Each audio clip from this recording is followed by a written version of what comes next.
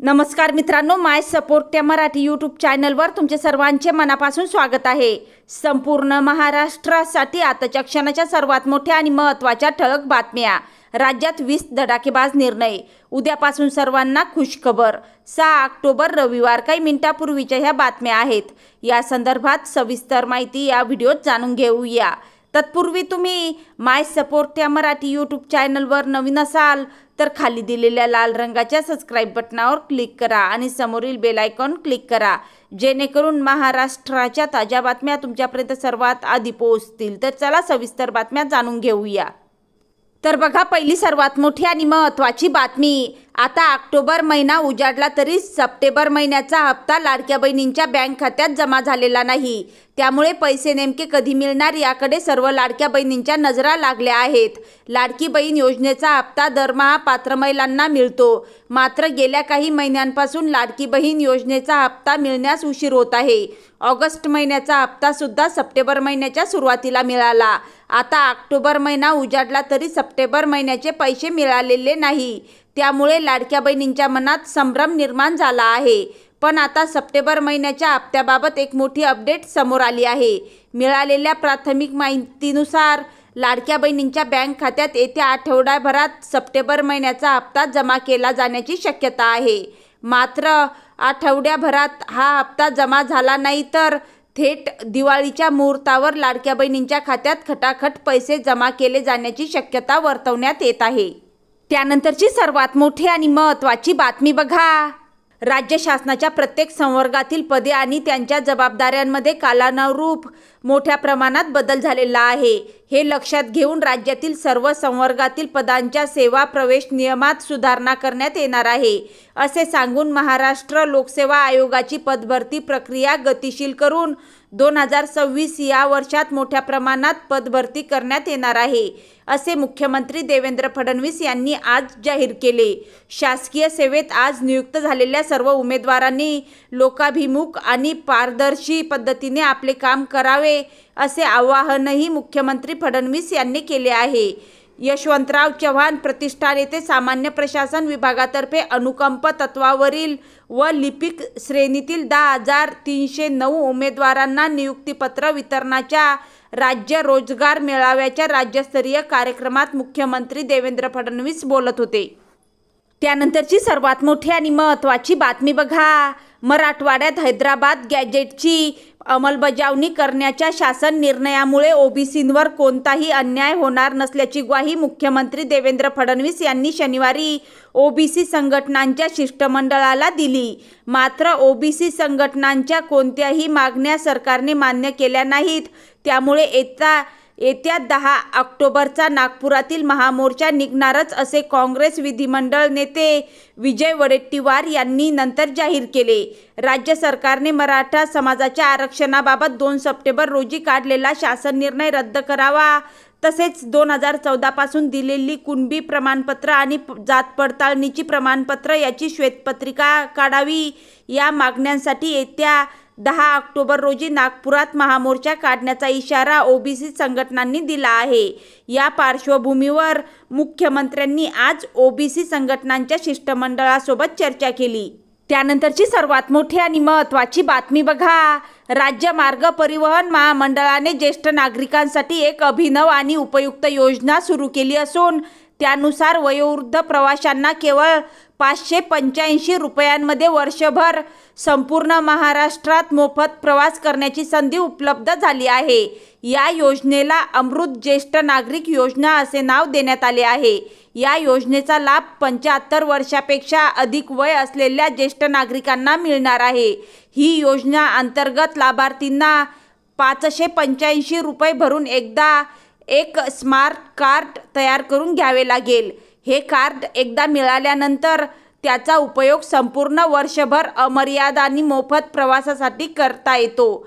अमृत ज्येष्ठ नागरिक योजना अंतर्गत लाभार्थी राज्यभरातील साधी बस, शिवशाही स्लीपर, शिवशाही शयन, शिवनेरी या प्रकारच्या एसटी बस सेवांचा लाभ घेऊ शकतात।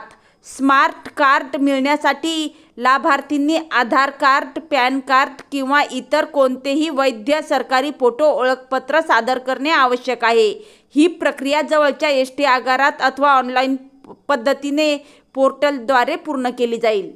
त्यानंतरची सर्वात मोठी आणि महत्त्वाची बातमी बघा। लाडकी बहीण योजनेतील लाभार्थी महिलांना ई-केवायसी करण्याचे निर्देश राज्य सरकारने दिले आहेत। मात्र या ई-केवायसी प्रक्रियेत तांत्रिक अडचणींचा खोडा येत असल्याच्या तक्रारी समोर आल्या आहेत। तर ग्रामीण भागातील महिलांना कनेक्टिव्हिटीची अडचण जाणवत आहे।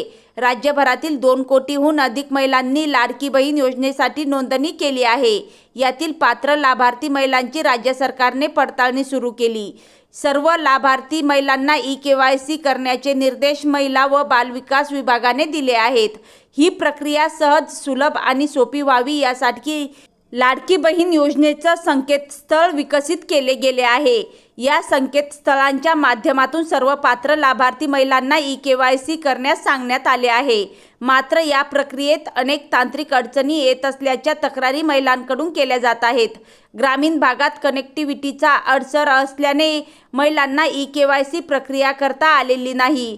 तर ई-केवायसी प्रक्रिया करताना OTP येत नसल्याच्या तक्रारीही मोठ्या प्रमाणात समोर आल्या आहेत। अनेक महिलांनी संकेतस्थळ उघडत नसल्याच्या तक्रारी केल्या आहेत। संकेतस्थळ दिवसा चालत नाही, रात्रीच चालते असेही सांगितले जात आहे। त्यामुळे लाभार्थी महिलांमध्ये योजनेचा लाभ आगामी काळात मिळेल अथवा नाही याबाबत साशंकता निर्माण झाली आहे।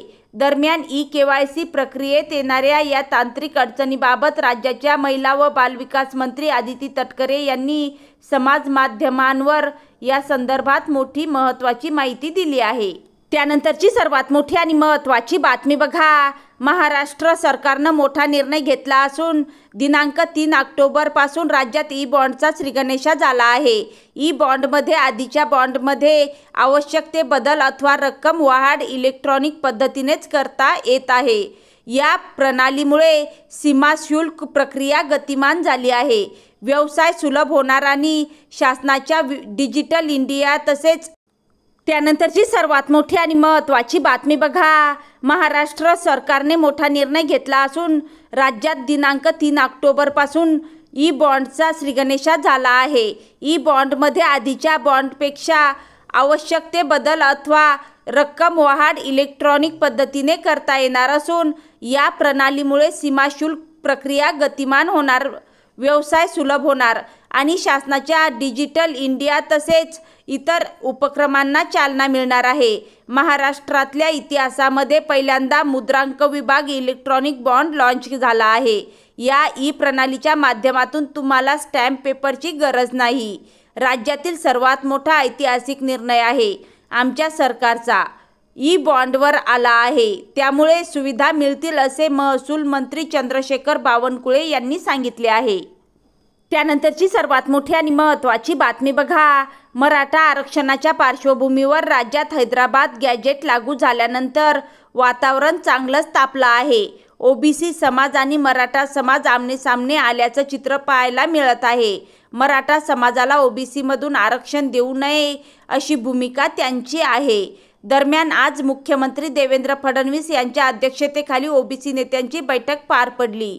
या बैठकीला जवळपास सर्वच प्रमुख ओबीसी नेते उपस्थित होते। या बैठकीत बोलताना छगन भुजबळ यांनी चांगलाच आक्रमक भूमिका घेतल्याचं पाहायला मिळालं। त्यानंतरची सर्वात मोठी आणि महत्त्वाची बातमी बघा। राज्यात पारदर्शक पद्धतीने 40,000 पोलिसांसह सुमारे 1 लाख नोकर भरती करण्यात आली। प्रत्येक संवर्गातील पदे आणि त्यांच्या जबाबदाऱ्यांमध्ये कालानुरूप मोठ्या प्रमाणात बदल झालेला आहे। हे लक्षात घेऊन राज्यातील सर्व संवर्गातील पदांच्या सेवा प्रवेश नियमात सुधारणा करण्यात येणार असून यानंतर पुढील वर्षी विविध विभागातील रिक्त पदे भरण्यासाठी पुन्हा एकदा महाभरती करण्याची घोषणा मुख्यमंत्री देवेंद्र फडणवीस यांनी शनिवारी केली आहे। स्थानिक स्वराज्य संस्थांच्या निवडणुकांच्या तोंडावर ही घोषणा युवक वर्गाला आकर्षित करणारी ठरणार आहे।